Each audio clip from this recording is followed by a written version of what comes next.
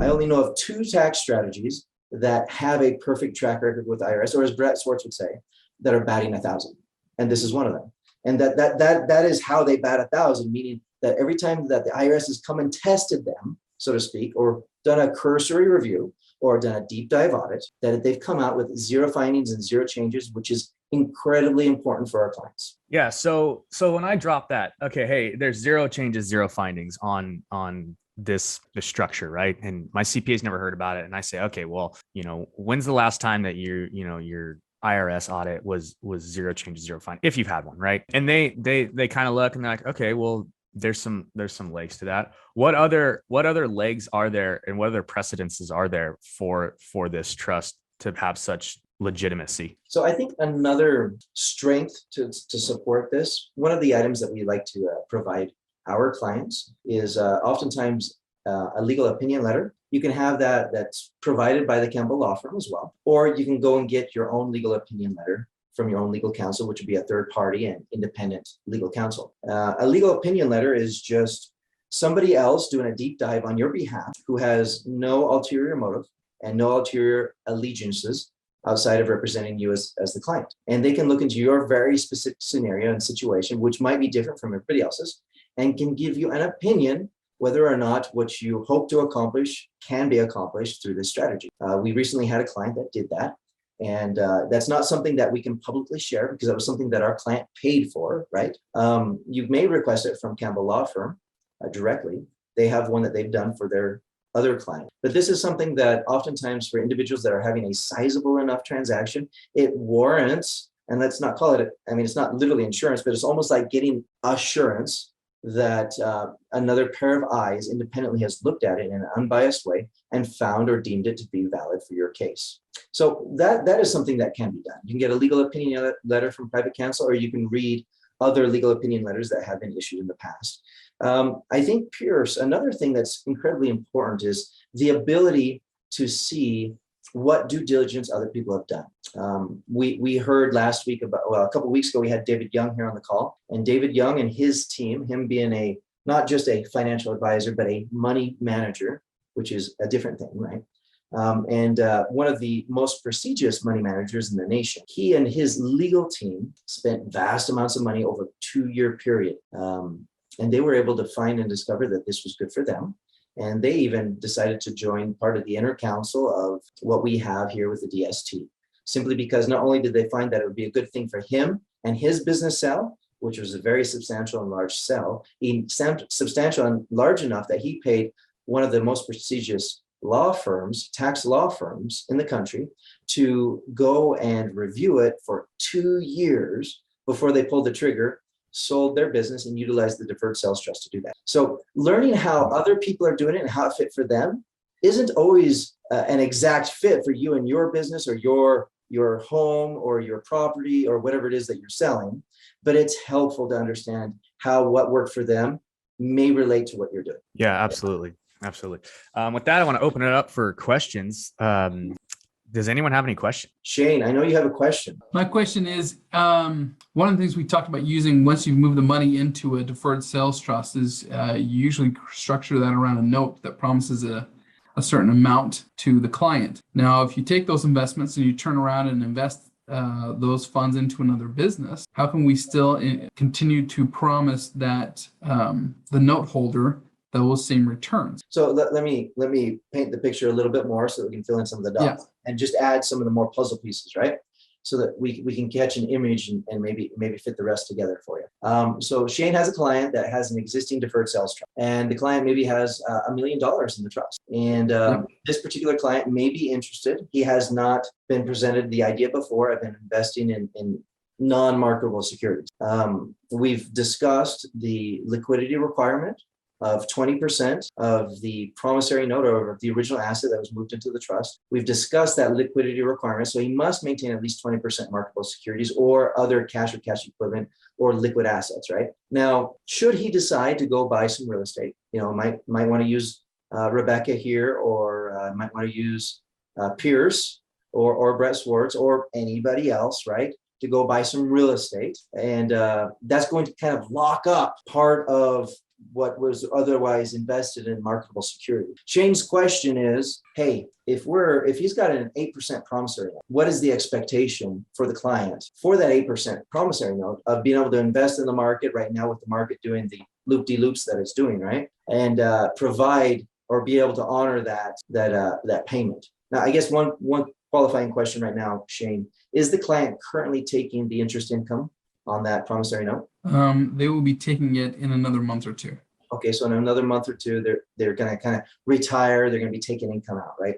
Okay, Correct. very good. Now, as we understand, think of this from a portfolio standpoint, Shane. We have a lot of different assets here in this pie, and right now we've got it all in marketable securities, but we're going to change some out. Let's say we go buy some interest in another business. We go buy some real estate, we go buy some things that are not liquid, right? And then we maintain the 20%. He can still be taking money out based on that 20% piece, regardless if that 20% piece is producing enough gains, appreciation, dividends, interest payments, or other forms of dividends, something like that, right?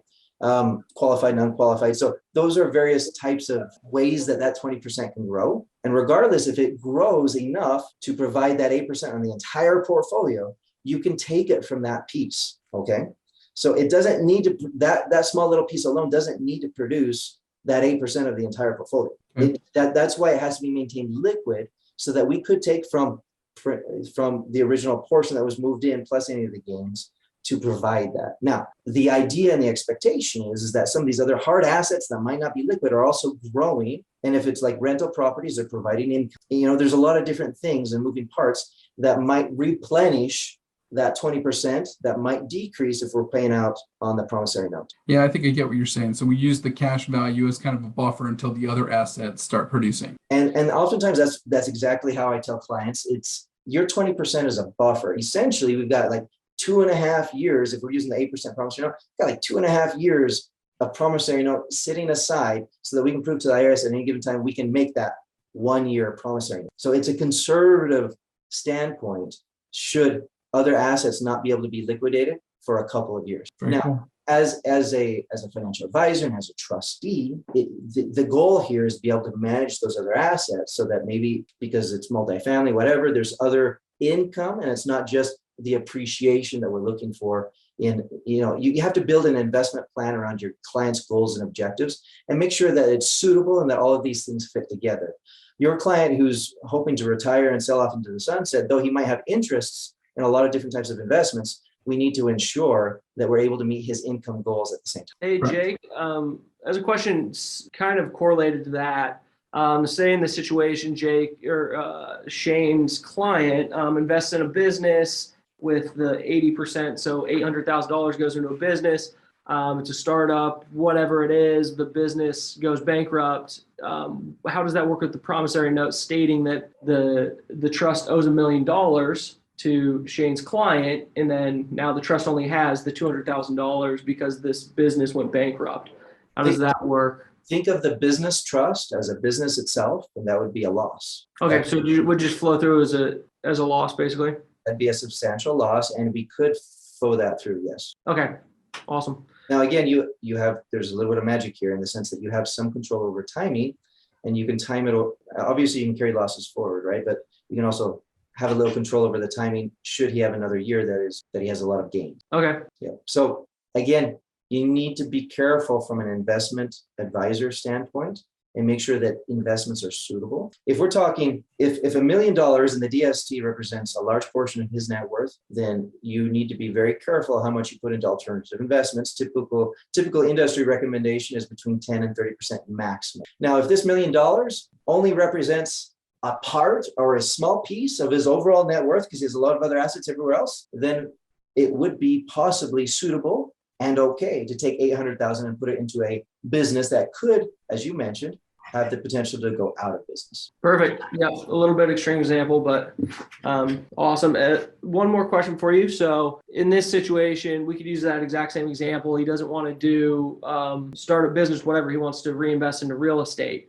What's the best practice for optimizing that investment through the trust? Do you partner it with the individual and a joint ownership?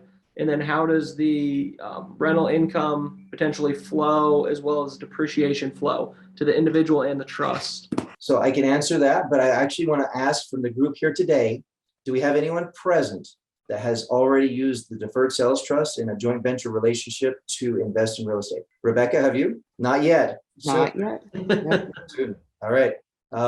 Pierce, maybe you might be the best one to answer this question. How would the trust partner with a client to jump into a real estate project? Yeah, so we would definitely be doing like a joint venture, most likely, depending upon, I think, a lot of the different situations that could arise. But a joint venture would be one of the best ways to do that. So you would basically just JV with your trust, and then from there, the trust would be able to put up a significant portion of the real estate loan amount or whatever it is, right? The funding for that asset. So can I throw out a scenario for you, Pierce? yeah.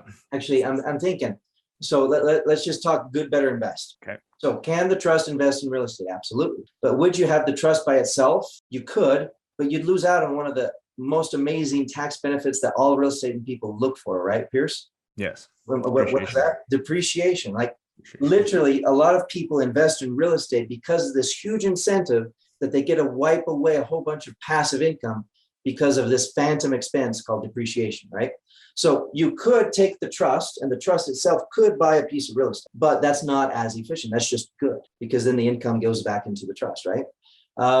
What would be better is if it partnered with somebody else. So the trust, as a natural person, because it has a tax ID number, and let's say Mr. and Mrs. Client, they have social security numbers, they're taxable separately. They get together in a joint venture and they form perhaps a partnership LLC, and they go buy a property together. The trust puts in the down payment, and the LLC with that down payment and the partnership arrangement, they go and get a mortgage and they buy the property. And then, you can allocate based on partnership rules. You can allocate depreciation, you can allocate income, and that's better. Some people would say, well, I want to allocate all the income to the trust. I want to allocate all the depreciation to me personally. That's better, but you're getting a little extreme. And even in the partnership rules, we want to be conservative. So best practices, as you were asking, would be, hey, maybe let's analyze how much depreciation versus how much income we want to take personally, okay? Well, we want to take all the depreciation, but maybe only so much income. Enough that we can wipe away all that income depending on how much income we expect to generate from that property. So this becomes more of an optimized scenario. Let's say that it's 80-20. So we're taking 80% of the revenue, 100% of the depreciation, and we're flowing 20% of the revenue back to the trust, okay? Or, just however much we're able to offset with the depreciation, the passive income.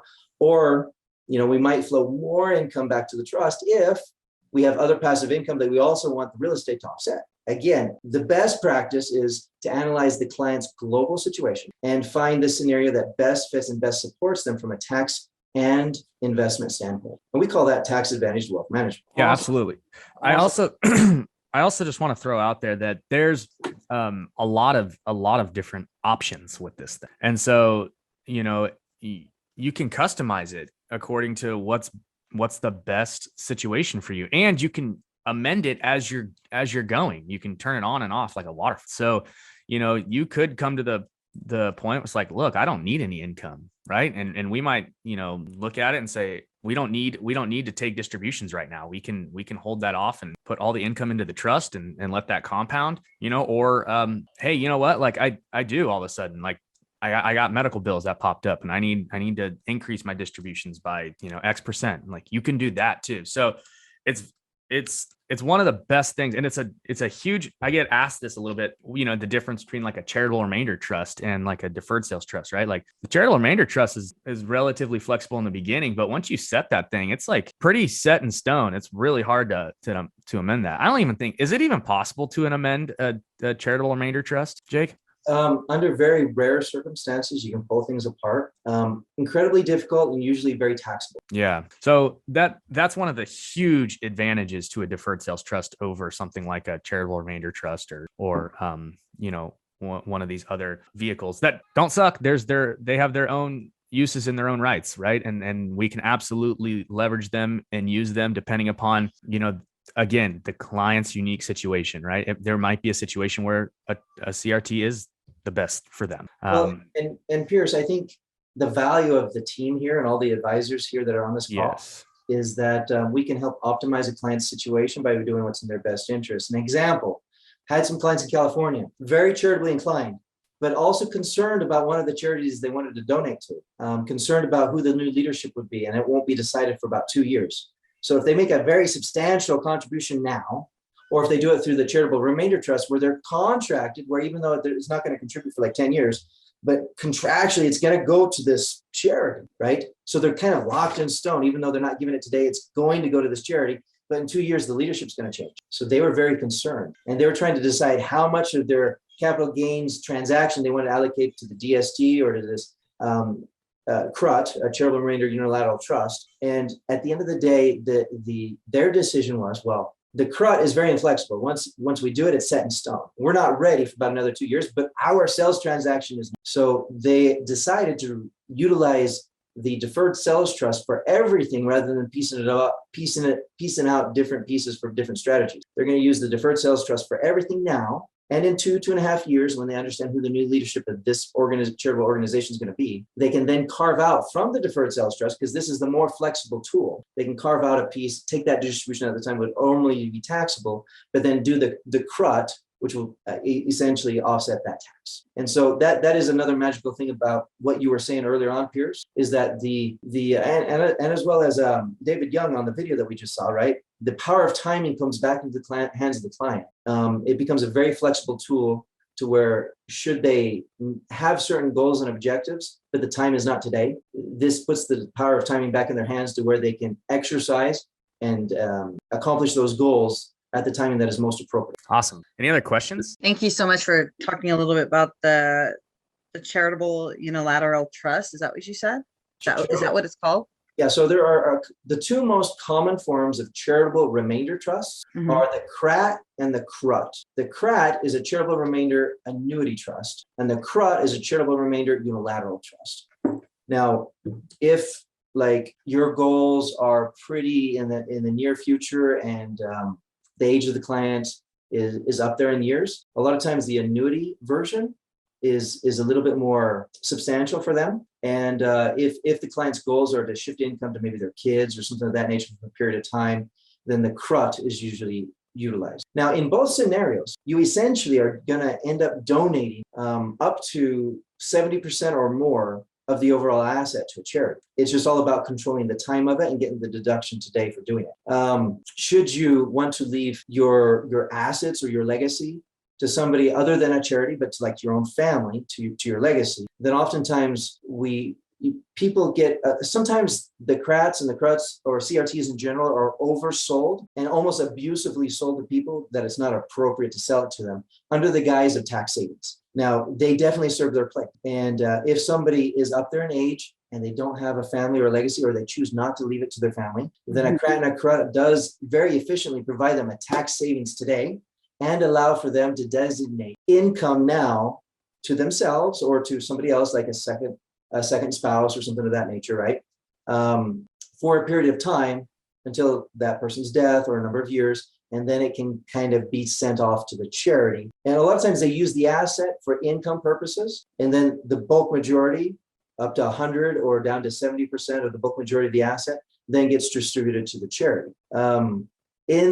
For most of our clients on the DST, it's individuals who have a different set of goals. They may also be charitably inclined, but they're wanting to reinvest because this is a business trust. Now, some clients just want to sell off into the sunset and retire and use this to control the amount of taxable income they receive every year.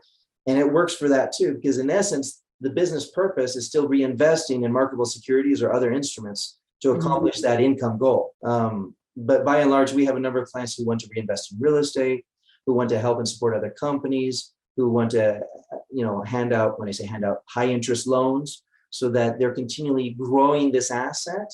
And it's an appropriate cause because they're producing more jobs, they're increasing the cash flow and the transfers in the market and the economy, and they're helping the community. They're helping the community, exactly. And the way this business trust is set up, they're allowed to do that until they take it for something personal. And then at that point in time, it's just a K-1 distribution. They pay as taxes went in or were deferred going in, they've then paid those taxes. It's very interesting because right now Brent and I are talking to somebody that is in a situation in regards to like community. They have a business that they want to help the community, the art community. And so she is looking for some sort of donors of like $3 million.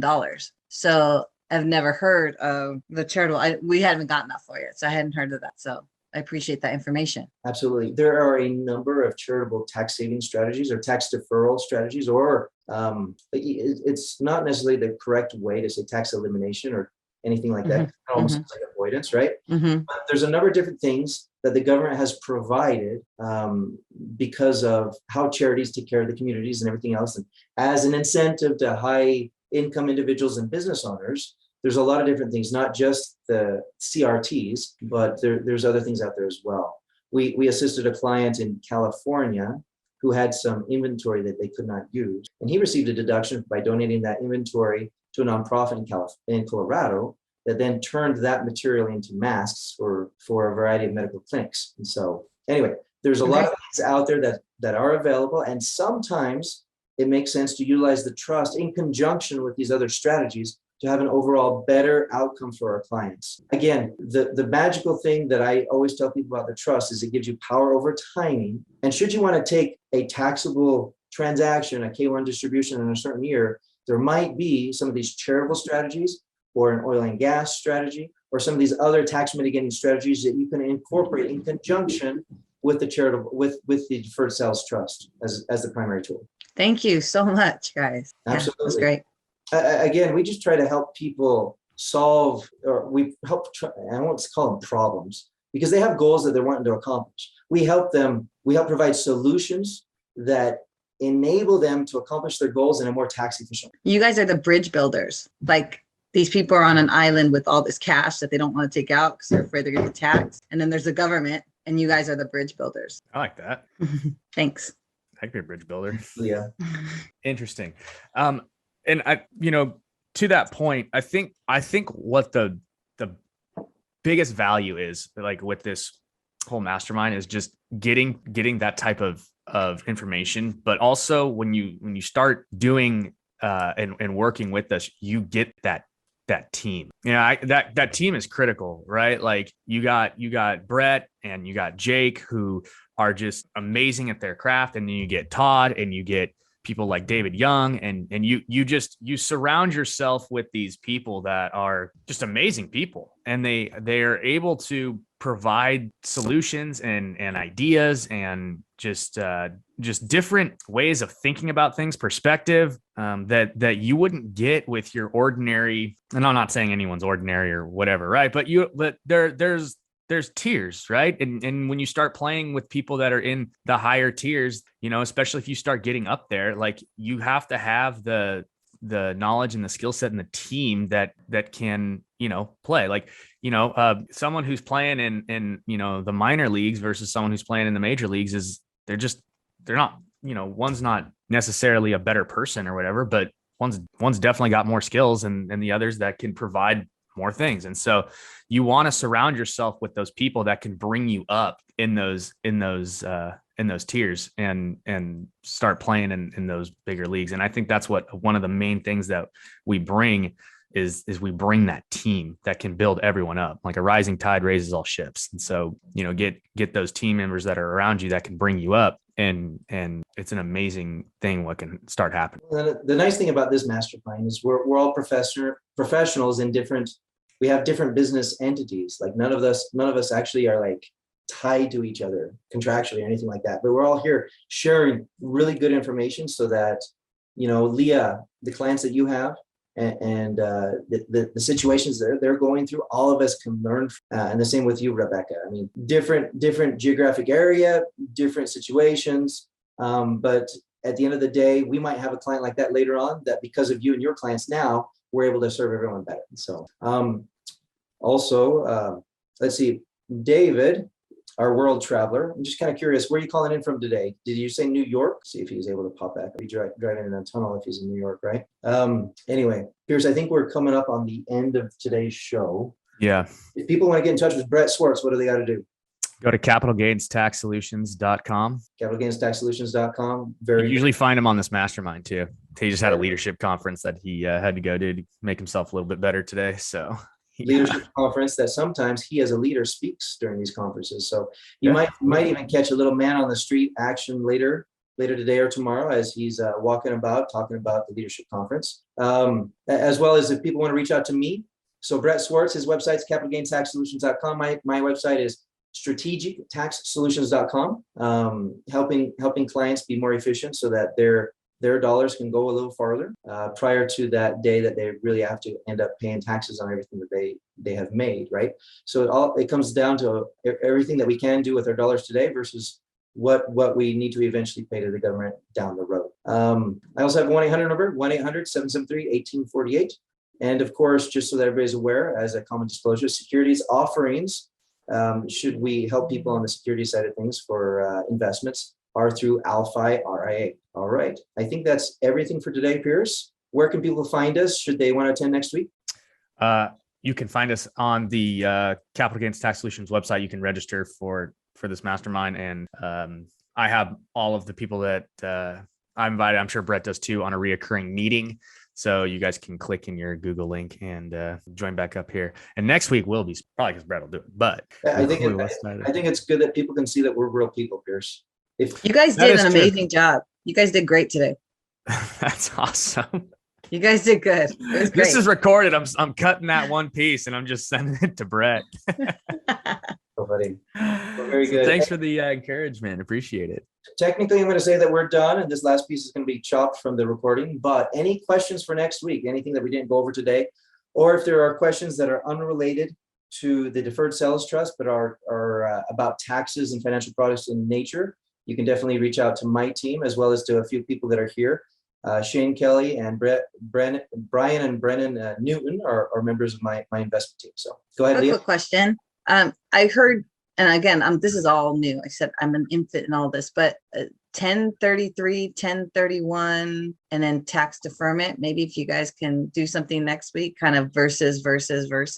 Okay, 1031, 1033, or you talking about the life insurance 1035? Oh, 1035. Sorry. Yeah. Yeah, more than happy to touch on that. We can probably do that in 2 to 5 Next week. minutes. Mhm. Yeah. Whenever you ask for ideas for another show, if you guys ever want to do like, versus, and it kind of, so I can kind of understand a little bit more about that. That'd be cool. And it's very similar tax code. It just talks about the rollover that includes basis, appreciation, and cash value. More than happy to go over that next week. Just you need to be here to bring it up so that we'll discuss it. Okay. Sounds good. Cool. All right, you guys. Well, thanks again for coming to the masterclass. And as always, we believe most high net worth individuals and their professional teams struggle to help clarify their capital gains tax deferral options. Not having a clear plan is the enemy. And using a proven tax deferral strategy such as the deferred sales trust is the best way to create, preserve, and grow your wealth. So I like it. That one's a guys. take. That one's a take. That one's a take, guys. All right. Thanks again. Rate, review, subscribe, and show up next week, guys. When we'll see you soon. Bye-bye. Bye. Hey, Pierce, will you be sure to send me the recording? I will try. Throw it over in an email or Google Drive or something. I gotta figure. It's got to convert and all that, so I'll send it in the Google